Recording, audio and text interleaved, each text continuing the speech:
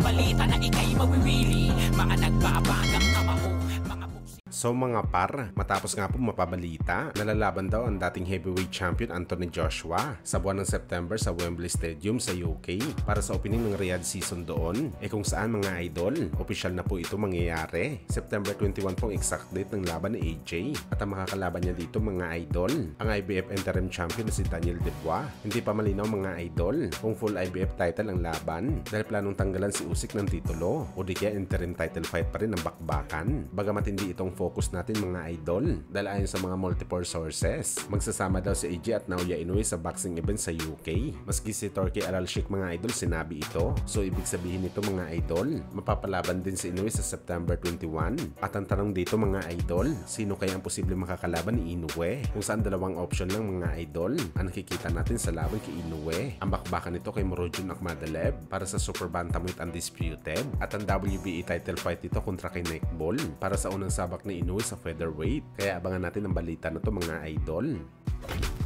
Samantala matapos nga po mga idol masira ang plano ni Don King sa nag-iisang boxing superstar nito, ang 4 division champion na si Adrian Broner dahil natalo ito sa laban niya kontra sa dating sparring mate ni Manny Pacquiao na si Blair Cobbs via unanimous decision, kung saan mga idol kumpiyansa si Don King na makukuha ni Broner ang panalo para ipasabak niya ito sa mga kilalang pangalan sa kanyang dibisyon, kagaya na lang ni Devin Haney at Ryan Garcia na siya sana magdadala ng malaking pera sa promotion ni Don King, pero nasira pa ang plano at malamang mga idol posible ito na rin ang huling laban ni Broner. Samantala matapos nga po matalo si Broner, nag-walkout kaagad ito mga idol sa ring at kitang-kita na lamog talaga mga idol ang mukha nito. Sanhin na malalakas na suntok ni Blair Cobbs at balak sana tanungin ni Elizabeth Bach ng iis niyo si Broner matapos ito ma-upset, kung saan hindi talaga ito nagpa-unlock ng panayam at sinabi na lang nito mga idol na hindi daw siya tinalo ni Cobbs sa bakbakan. Halatang hindi talaga matanggap mga idol ni Broner na natalo siya sa isang Class B fighter na si Cobbs at hindi lang siya basta binugbog, pinabulagta pa talaga siya nito sa lona na parang humiwalay ang kaluluwa nito sa kanyang katawan. Well, hindi na nga bago sa atin mga idol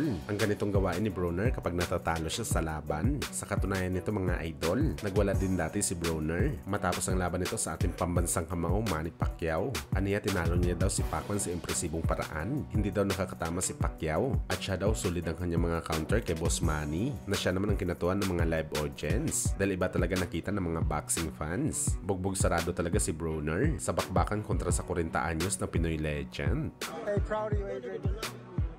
Samantala speaking sa pagkatalo ni Broner mga idol, ang isang kaibigan nito nag-live kaagad at naglabas ng pagkadismaya sa nangyari na upset kay Broner, kung saan halos sumiwalay din mga idol ang kaluluwa nito sa galit na mayroong report mga idol na pumusta daw ito ng $250,000 para kay Broner. Kaya grabe na lang ang panghihinayang nito mga idol dahil nasunog ang kanyang malaking pera at hindi na tayo magugulat mga idol na pumusta din ng malaking halaga si Broner sa kanyang sarili. Kaya doble talo talaga siya sa pusta at sa bakbakan. Cause that ain't the AB I know, man.